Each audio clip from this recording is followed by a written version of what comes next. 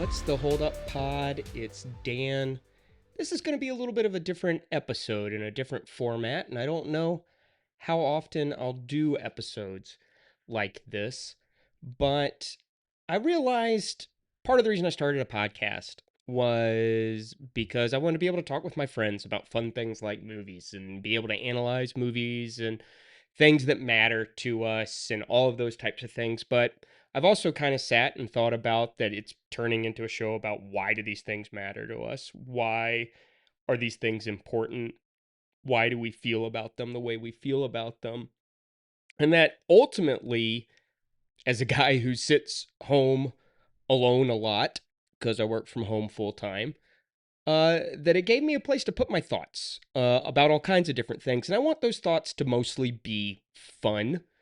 Uh, Occasionally they will be serious. I have some upcoming episode ideas I got to pitch to some people.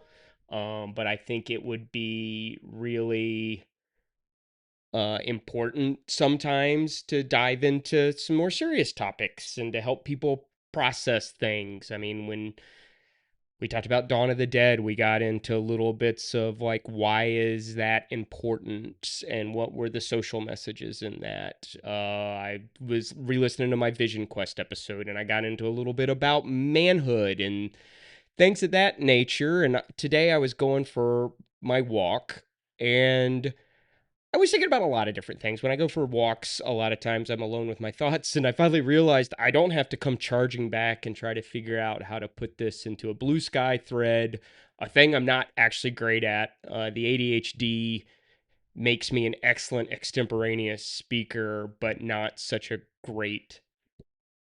It's hard for me to sometimes get the thoughts out of my brain through my fingers.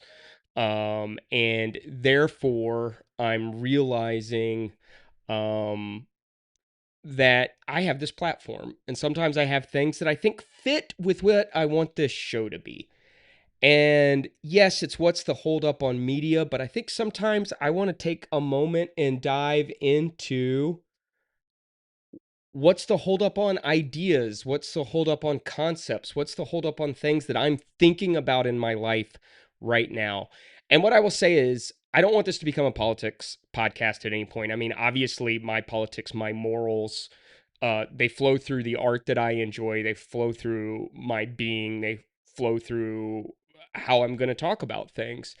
But there's plenty of that out there. I'm not going to sit here and rant and rave entirely about the state of the world. I think there's other places to do that.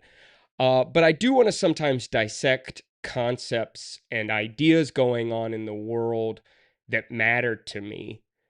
I'm also going to fully admit, like, here's the thing. I am not a licensed therapist. I'm just a guy who's had a lot of therapy.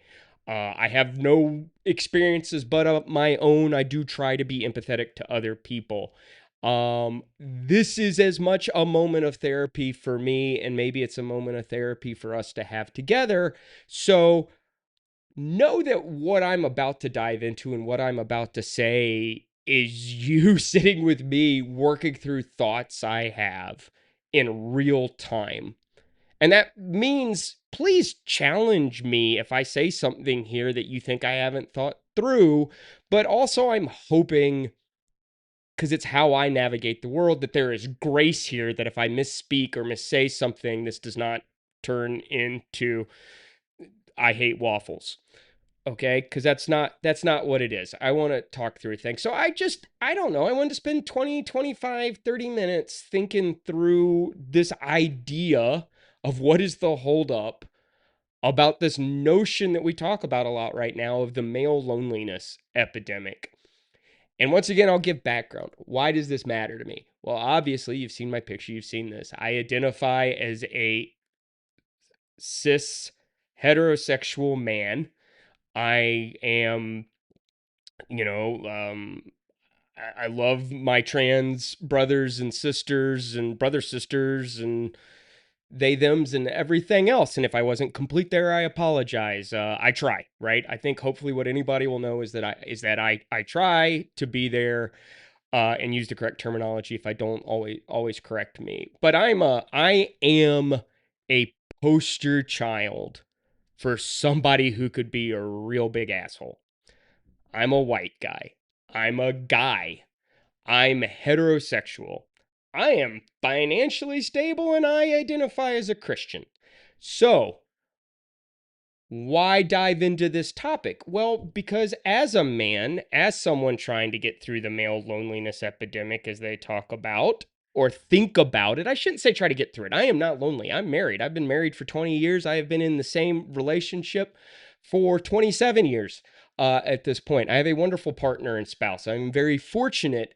But out of that comes two things. I am a father. I am a father of two boys. And I view my biggest mandate that I sometimes say jokingly, but I do sometimes think very seriously about at night is how do I keep these two people from growing up into being assholes? Like, I don't want them to grow up to be assholes. God forbid, the real far outliers of the male loneliness, this thing that gets blamed on the male loneliness epidemic, and I think we'll talk about that, gets excused sometimes because of the quote unquote male loneliness epidemic, which is things like people who are school shooters, people who are at this point engaging in political violence, all the different things going on in the world, um, that happen out of something that's being referred to a lot in the media as the male loneliness epidemic. And I think about those things because I have to raise boys, right? And something that when I was getting my oldest son baptized, I kind of walked through all the things I just walked through. I'm like, he's white. He's going to be financially comfortable, maybe even, knock on wood, rich to wealthy. He'll likely be by the odds be heterosexual and cissexual, identify as a male, identify as his birth gender. All of those things happening. And I am like, I went to a private school with a bunch of kids who were real big dickheads, who had all those identifiers. And I just have this dream that he recognizes that, with those privileges comes social responsibility and power. And we didn't have this term at that time, right? But I think about those things constantly. My second boy, same kind of way. Good God, this is the child you've heard me talk about him. He's on the autism spectrum. He is very, very high functioning, as they say. And then I have learned, and it's really important. Why does the spectrum community, autistic community, not like the phrase high functioning? And I've observed it because let me tell you, when he's disabled, he is really goddamn disabled. And the fact that he can look you in the eye and smile and follow a conversation if he so chooses to, can make him appear in the terms of a capitalist society structure, high functioning, but then also he's destroyed an entire classroom wherein maybe a kid who's nonverbal is actually very cooperative and not dangerous. So I have a son who can be in the moment a physical danger to other people. So is that high functioning or not high functioning? Right. And maybe we talk about how we talk about autism and all of those things on another pod and what it's like being the dad of a child on the spectrum who recognizes some of his own tendencies in the child, but also recognizes he's not on the spectrum. My eldest son is ADHD. I don't know. I'm giving all this, like I said, you're getting a therapy session that we're sitting together on as I work through this. And I think I go to all of that because my worries as a father to try to raise good people, things that I work on, more so with my ADHD child than my spectrum kid or my autistic kid. I'm going to use autistic, right? I'm a believer that um I will say a personal opinion. I'm not a fan of the phrase autism spectrum disorder. I'm honestly not even a fan of the D and A and the second D and ADHD. I'm not sure these are disorders. I view them as a way of being, a way of folks working through the world in a mental and emotional way different than the middle of the bell curve. And I actually think it's a good thing that we have found a way to identify that. I think it is a bad thing that we have moved it in a classification next to things which are disorders. Um, things like, sociopathy, things like, I don't know, multiple personality disorder. I'm trying to think of common ones. But being depressed, bipolar disorder, that's a disorder, right? That's actually a disorder. In the fact that your brain is causing truly uh disordered behavior, um in feeling either depressed or in feeling very in the manic episodes, or all of those types of things, that our brain chemistry is actually causing us to behave in a way out of our own norm. We are disordered from ourself. And my autistic son can become disordered because he is a very sweet child until it happens, but he's not by default disordered. My hyperactive child, my high energy child, just has a stronger fight or flight sense. He's going to have some, like, that could lead to generalized anxiety disorder, something his father suffers from, probably for similar reasons. But the state of being, of having attention deficit hyperactivity, I do not think is disordered. I believe it is a state of being. I believe it is a type of way of thinking, in exactly the same way that people with dysgraphia or dyslexia are not disordered. They just see things and feel, they observe things differently. In this same way, autism spectrum kids experience things via their brain and their emotion differently. And then with work and love and some therapy and all of those types of things and confidence building, they can learn to recognize that maybe they feel a more intense response to a situation than others, and how to manage that and navigate through that in exactly the same way that a dyslexic child or a dysgraphic child is taught to observe that number or that letter or that sound differently and move through the world. So I will say that's a place where I'll put out a belief. I really hate calling either of those types of things disorders. I think they are just a way people are, and we have structured society not around people like that. And this is not fully a digression, because this moves into how I view this notion right now of the male loneliness epidemic. And once again, podcasting, visual medium, I'm doing quotation fingers a lot.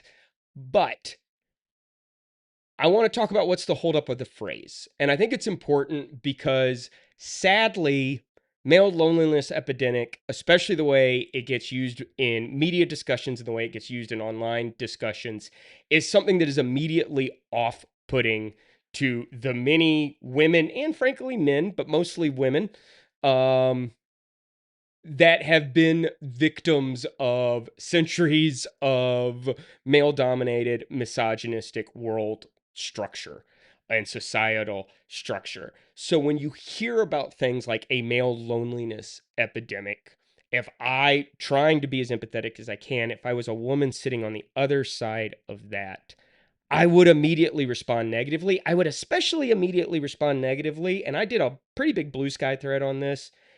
I would especially immediately respond negatively because I feel like the way we talk about it is to be provocative. So it instantly gets reduced to really being about sex. And I think that does a disservice on multiple sides. One, the disservice it does to women is it forces this issue, which is a male-centered issue, and I think a male responsibility issue, to be solved. And I'll dive into that a little bit more here in a minute.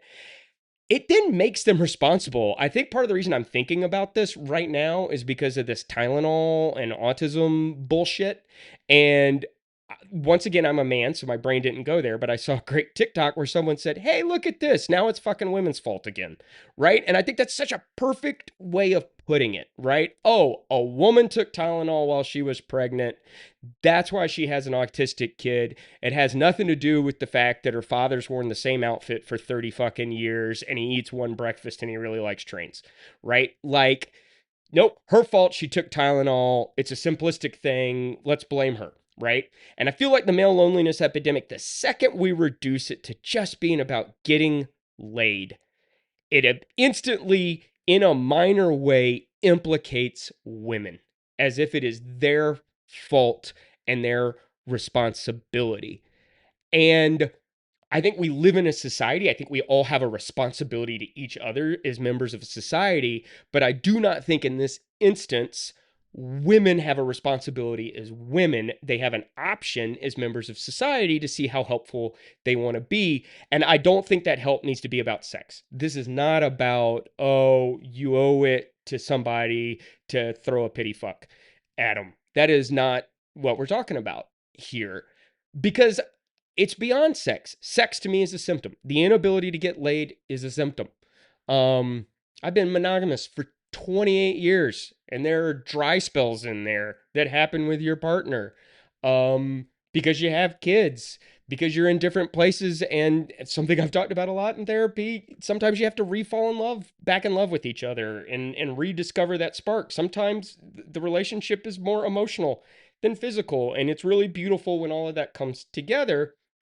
And if you're getting the underlying needs met of the loneliness aspect of it, the actual loneliness aspect of it, now you're moving, I think, into starting to talk about something very, very real that I think is observable. And I do think it's observable and real for this fact, which is that I am a believer that if someone tells you they're feeling something, you can tell them that feeling is valid and then help them figure out if the underlying reasoning for that feeling is valid or not, right? It's not that different than dealing with your friends who suffer from depression or suffer from anxiety. This is one where I can't speak from personal experience. As someone who is a sufferer from generalized anxiety, who's had therapy for it, who's been on medication for it in the past, who is very fortunate that it's not so severe that I don't need consistent medication.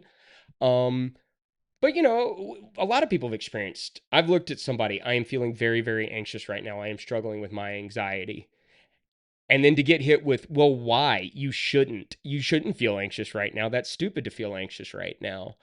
That doesn't help. You shouldn't feel depressed. You have everything in the world. You're dumb for feeling. That actually, let me tell you, somebody's also suffering from depression. That makes you feel worse.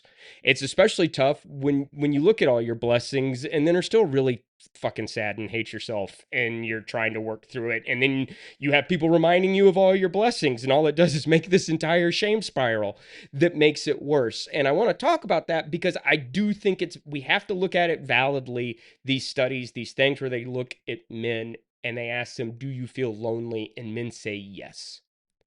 And I think that's real, and that is a valid feeling to say, I am lonely right now. But also that's as surface level in and of itself as saying they're lonely because they're not getting laid.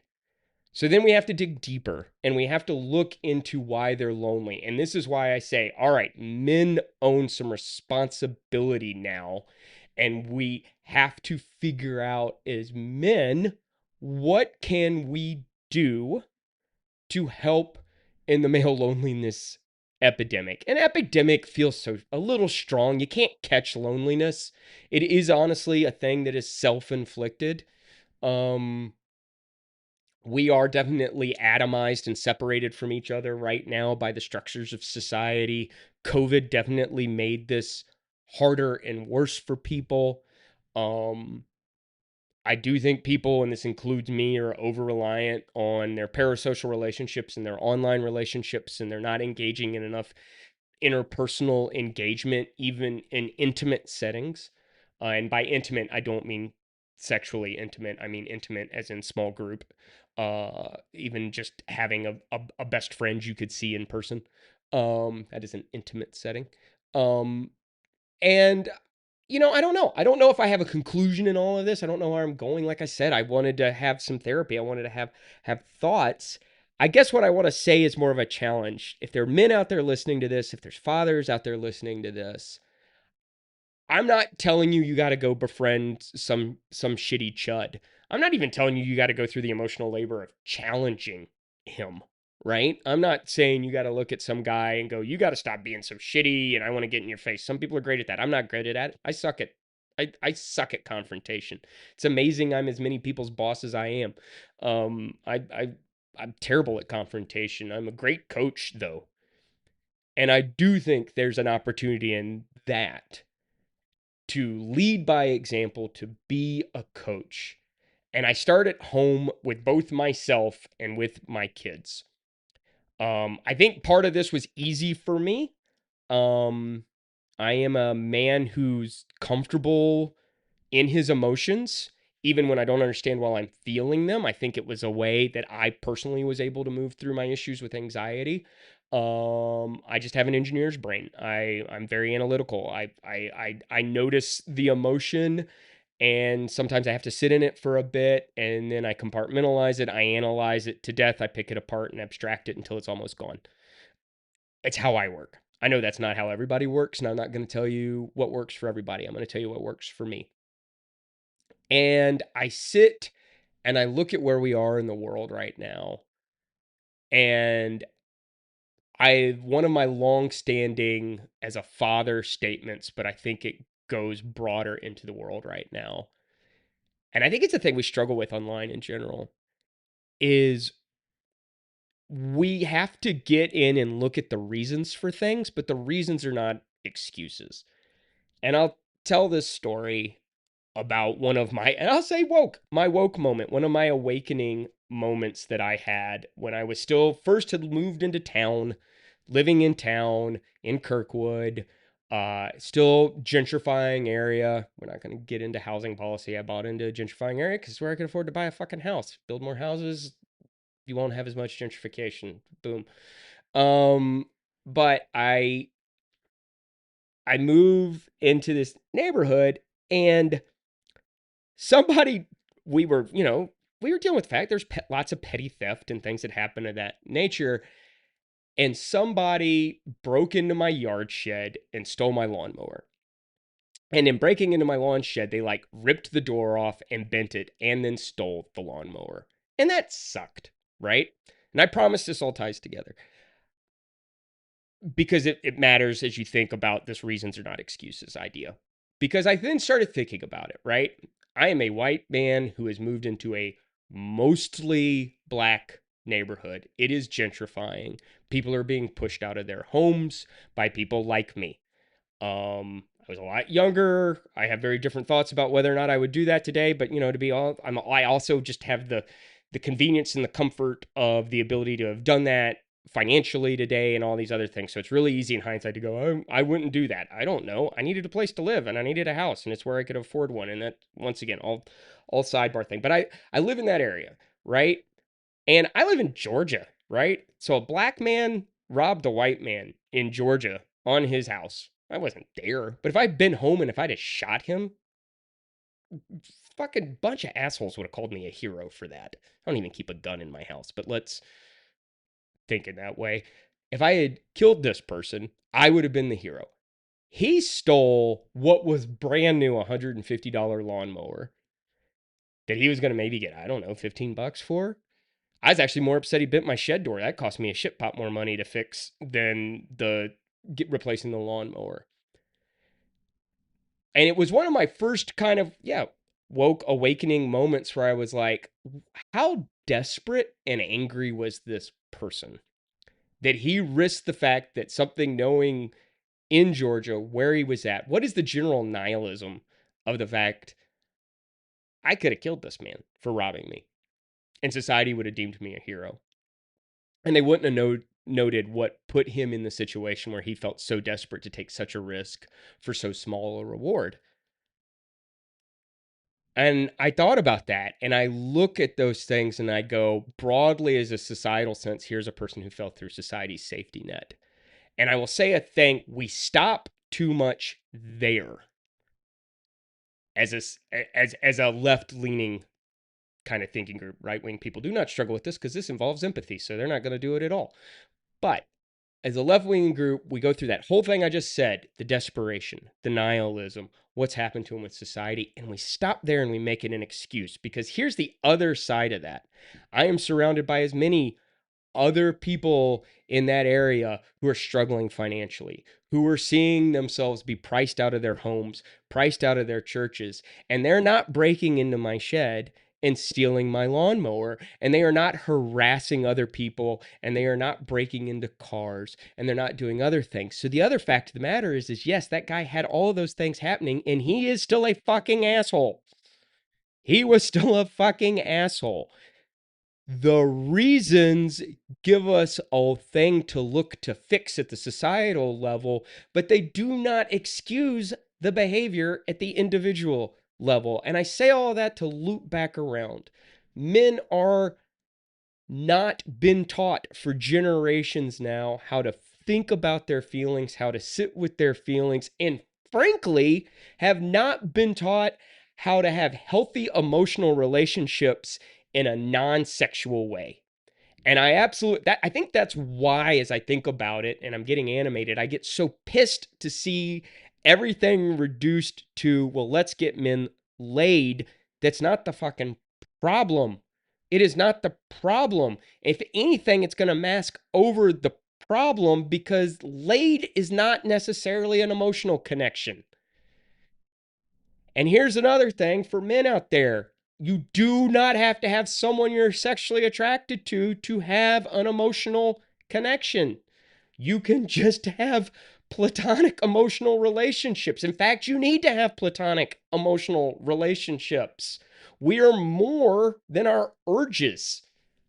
Sex for pleasure is an amazing biological development for us. Those of us who are spiritual think it is kind of a miracle and a gift, but at the same time, we evolved beyond being driven by our urges, but our emotional needs are valid and real. And I wanted to work through this and sit here and get my thoughts out on this because I just think for men who are sort of getting this, your first and foremost thing is to work on yourself. It's the one thing in your life you have the most control over. You.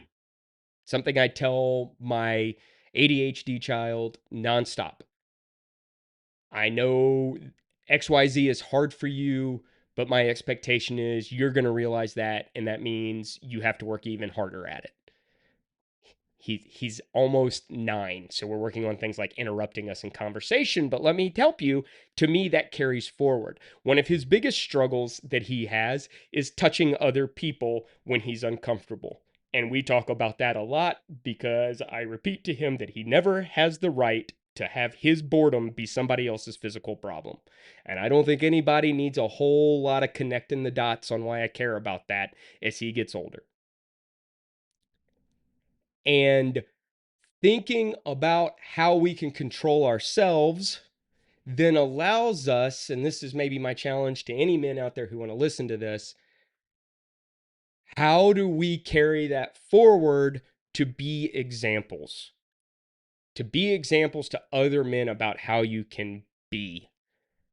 To be examples to young men, especially, about how to navigate life and that it is okay to physically connect with other people, emotionally connect with other people, and important, it's not even okay. It's important to do those things, and it's important to separate them from sex. And that's why I think there is a holdup. We have to view men are saying they're lonely. I think we have to find a way without creating more guilt. So this is the challenge. I'm not even sure I've worked this out. How do you look at men who say they are feeling lonely and not make them feel worse and not make them withdraw? It cannot be, why are you depressed? You have so much to be happy about. Why are you lonely? What have you done? Right? And there's some base level things, and men are good at this. It's the one area we can be at to be somewhat good at this. We can potentially look at him and go, I don't know, dude, fucking bathe. That's okay, right? Let's get them past some table stakes. Let's get someone in there. They think they're doing the right things. I think we can model for these men, though, the difference between nice and kind. I think that's a big one. I am a reformed nice guy. I am a guy who was very much in his younger days in college and his teenage years, someone who was nice to women to get something out of them. And there's another word for that, and it's just manipulative. I was not kind to women, I was just nice to them. And I think that's important, right? And that we have to look and own up those things. And here's the thing, it's like charity. It's emotional charity, men. If you're hearing me out this, if this makes it to anybody, it becomes rewarding in and of itself, even if nothing ever comes back to you, but something does come back to you. It is the feeling of accomplishment and the feeling of connection with other people. And you will have a ton of great women friends if you open up to this. Or if you're gay, I think I don't know if, homosexual men and bisexual men are experiencing the loneliness epidemic. I have to feel like they are, because I think men in general suck and have no models for how to be in touch with their emotions. It may be a little bit better with gay men, but I also think that's why sometimes you see it get like that. There's this floodgate of emotion that they let out that they're learning to deal with. And there's actually something about like the flip side of this is this is not about like find somebody who you will constantly dump all of your baggage on, right? I do think men have a capacity to shoulder some responsibility and emotional strength in a way that fits, just I don't know. I don't know if it's our brain chemistry or what, right? But there is the capacity for that. There is a capacity to sit with our emotions and sit with our thoughts and also be supportive of others. But I think when you see it and you see these TikToks about, well, what did my wife make me for dinner? Like, you did it with an expectation for a return, and that's the miss. That's where we miss. That's where we fall short. That's where it's just a different form of getting laid. It's just a different form of expecting something in return, right? And to tie it off with a movie quote, right? Like, the action is the juice when you learn to just care about other people and to ride that high of emotional connection with others. So thanks for sitting with me for this. I'll actually even have to decide if I'm going to post this episode or not. I think I might. I've wanted to sit here and just blather for 25, 30 minutes. Wow, 31 fucking minutes. Wow. On this. I think it's important. And I think we as men have a responsibility not to police each other. There is that, right? ACAB, if you will. But I think to support each other and to show each other there's a way and be there for each other and to guide each other through this phase right now where as society becomes more egalitarian, which is a objectively good thing, we have to help people who were not prepared by their parents to move through that world be capable of moving through that world. And maybe that's how I look back on it as I think about, like, helping my autistic son and knowing that at some point in life he has to be able to order a sandwich without having a fucking meltdown in the middle of the store and being a physical danger to other people. We have to work on that. And that is an extreme example, but I think it's still an example. I think it is still something that we can use to model what we need to do, because it's the same kind of idea.